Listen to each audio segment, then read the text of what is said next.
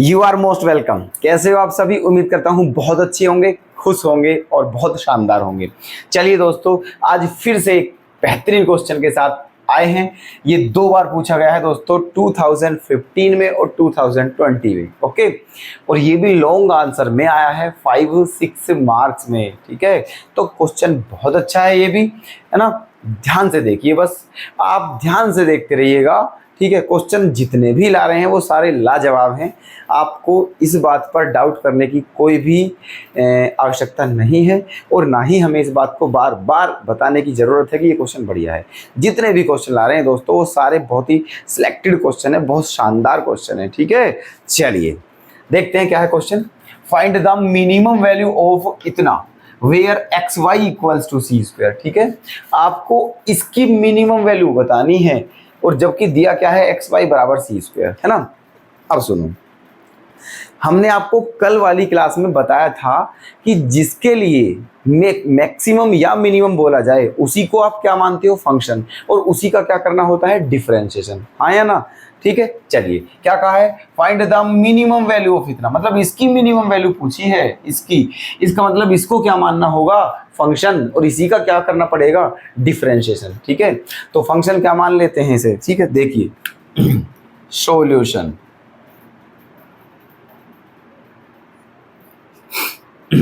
मान लेते हैं ये एफ एक्स है। ठीक है, एफ एक्स इक्वल टू क्या, ए एक्स प्लस बी वाई, ए एक्स प्लस बी वाई, ये आपका फंक्शन है। ठीक है, क्या माना है, ये एफ एक्स माना है। क्या माना है इसे, एफ एक्स। अब देखिए क्योंकि यहां आपने क्या माना है, एक्स माना है, एफ वाई मानते तो अलग बात थी, एफ एक्स माना है तो अलग बात है। अब एफ एक्स माना है, इस बात का मतलब ये है कि यहाँ पर ये सारा एक्स की फॉर्म में हमें करना है। ठीक है, कैसे करेंगे वो दिया हुआ है, वहाँ से इक्वेशन से करेंगे। ठीक है, देखिए यहाँ एक्स वाई बराबर क्या है आपका, सी स्क्वायर। तो यहाँ से आपकी अगर y की वैल्यू निकालें तो वो क्या आ जाएगी, सी स्क्वायर अपॉन एक्स। ठीक है, क्या आ जाएगी, सी स्क्वायर अपॉन एक्स, है ना। रख दीजिए, यहां से रख दीजिए इस वैल्यू को यहाँ पर, है ना। तो क्या हो जाएगा आपका, ये आपका हो जाएगा f x equal to a x plus b into y के प्लेस पर सी स्क्वायर अपॉन एक्स, ये आ गया है ना। अब क्या करें, देखो ये हो गया है आपका a x plus b c square upon x. इसको मान लेते हैं इक्वेशन नंबर फर्स्ट, है ना। ये आपका मेन फंक्शन हो गया है, स्टैंडर्ड फंक्शन हो गया है ना। अब क्या करना है, यहाँ पर इसका करना है डिफरेंशिएशन। क्या करना है, इसका डिफरेंशिएशन कर दीजिए। तो एफ डैश एक्स किसके रेस्पेक्ट में किया है, एक्स के रेस्पेक्ट में, है ना। तो ए एक्स का क्या हो जाएगा, ए प्लस यहाँ पर क्या हो जाएगा, इस x को ऊपर ले जाएंगे तो x की पावर क्या हो जाएगी, -1, और x की पावर -1 का डिफरेंशिएशन क्या होता है, -1 x की पावर -2 या -1 अपॉन एक्स स्क्वायर भी कह सकते हो। तो इसका क्या हो जाएगा आपका, माइनस का b c square upon x square, है ना, ये हो जाएगा। और इसको मान लेते हैं इक्वेशन 2। बताइए यहाँ तक कोई दिक्कत है किसी को? नहीं है। चलिए अब क्या करें, हम इसका डबल डेरिवेटिव करते हैं। क्या करते हैं, इसका double derivative F dash x. तो ए क्या हो जाएगा, 0, और इसका क्या हो जाएगा आपका, ये हो जाएगा आपका 2bc square upon x cube, ये हो जाएगा, है ना।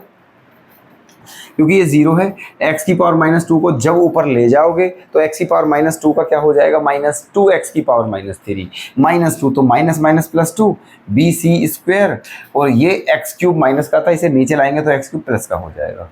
ठीक है, ये आ गया है आपका डबल डेरिवेटिव। इसको मान लेते हैं इक्वेशन 3 मान लेते हैं। क्या मान लेते हैं, इक्वेशन नंबर 3। ठीक है, अब ये आपका फर्स्ट डेरिवेटिव है, ये आपका सेकंड डेरिवेटिव है। अब सेकंड डेरिवेटिव से हमें क्या दिखाना है, मिनिमम दिखाना है। हमें दिखाना है कि ये जो है ये फंक्शन मिनिमम है।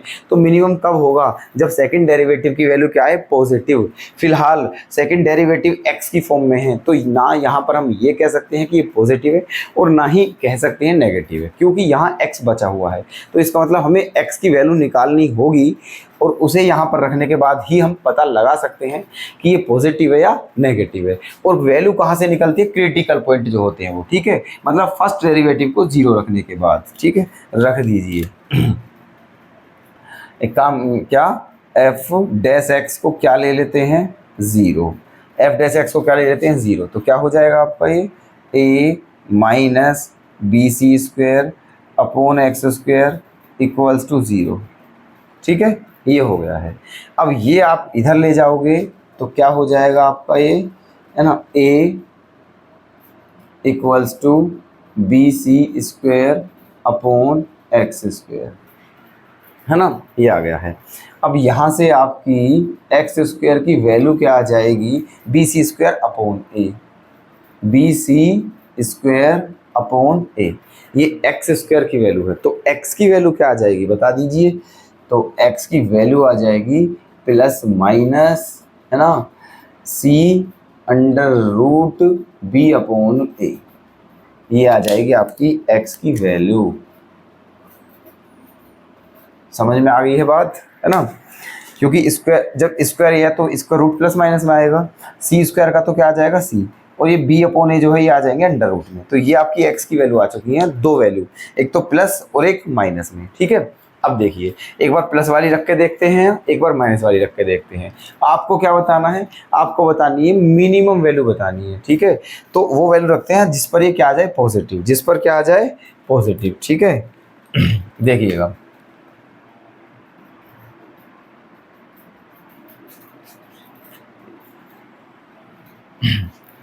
अब देखो, ये बात आपको साफ साफ दिख रहा होगा कि ये आपका डबल डेरिवेटिव ये है ना, और अगर यहाँ पर आप x नेगेटिव रखते हो तो ये आपका नेगेटिव आएगा, और नेगेटिव आएगा तो ये क्या हो जाएगा, ग्रेटेस्ट हो जाएगा, मैक्सिमम हो जाएगा, ठीक है।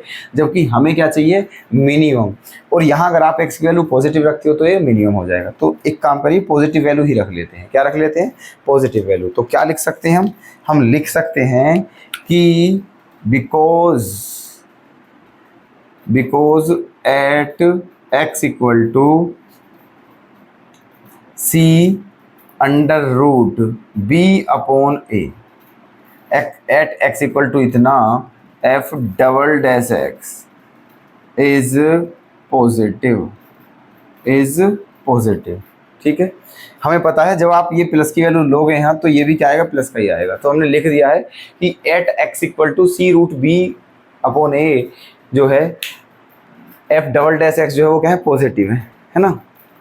तो इसका मतलब क्या हो जाएगा, इसका मतलब हो जाएगा कि जो आपका फंक्शन है, जो हमने माना है वो क्या हो जाएगा, मिनिमम। तो फंक्शन इज मिनिमम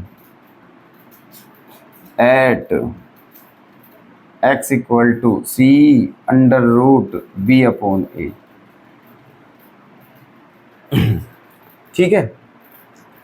इसका मतलब क्या हो गया है कि इस पर, मतलब ये जो वैल्यू है इस पर, ये जो आपका फंक्शन है ये क्या है, मिनिमम है। क्या है ये, मिनिमम। आपको क्या बताना है, मिनिमम वैल्यू बतानी है। तो बताइए, जब इस पॉइंट पर ये मिनिमम है तो इसी पॉइंट पर इसकी वैल्यू भी क्या होगी, मिनिमम होगी। क्या होगी इसकी वैल्यू, मिनिमम। किसकी, फंक्शन की। फंक्शन क्या है आपका, ये है, ठीक है, फंक्शन क्या है आपका ये। तो यहां से बता दीजिए, है ना, minimum value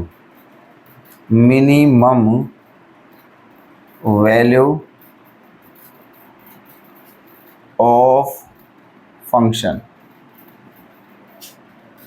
eight x equal to c under root b upon a, ठीक है। Minimum value of function at x equal to c under root b upon a, मतलब ये जो आपकी फंक्शन है इसकी मिनिमम वैल्यू बतानी है किस पॉइंट पर, इस पॉइंट पर, है ना। चलिए तो रख दीजिए।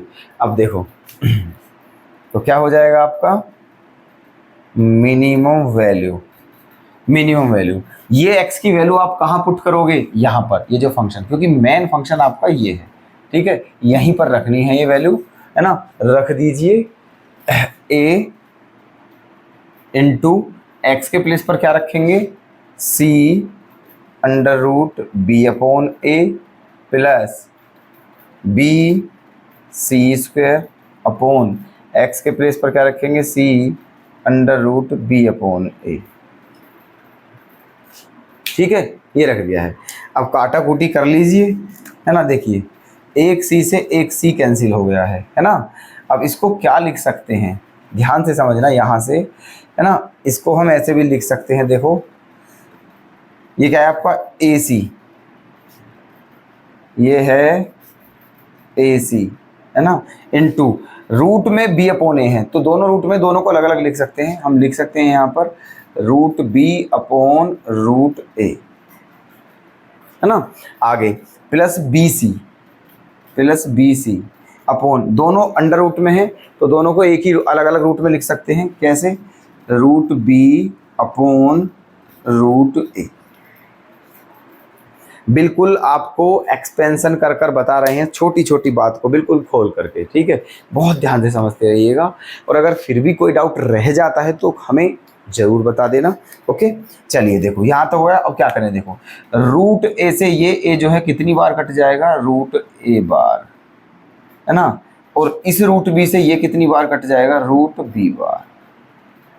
तो फिर बचा क्या आपका बचा यहाँ पर c under root b c, यहाँ बचा आपका c under root a b, है ना, क्योंकि c तो बाहर है और रूट ए की रूट बी में करेंगे तो रूट ए बी हो जाएगा प्लस। ऐसे यहाँ पर आ जाइए, ये रूट ए कहाँ जाएगा आपका, घूम के ऊपर, और यहाँ क्या है c, तो रूट बी की रूट ए में करेंगे तो ये भी क्या हो जाएगा आपका c रूट ए बी, क्या हो जाएगा c रूट ए बी।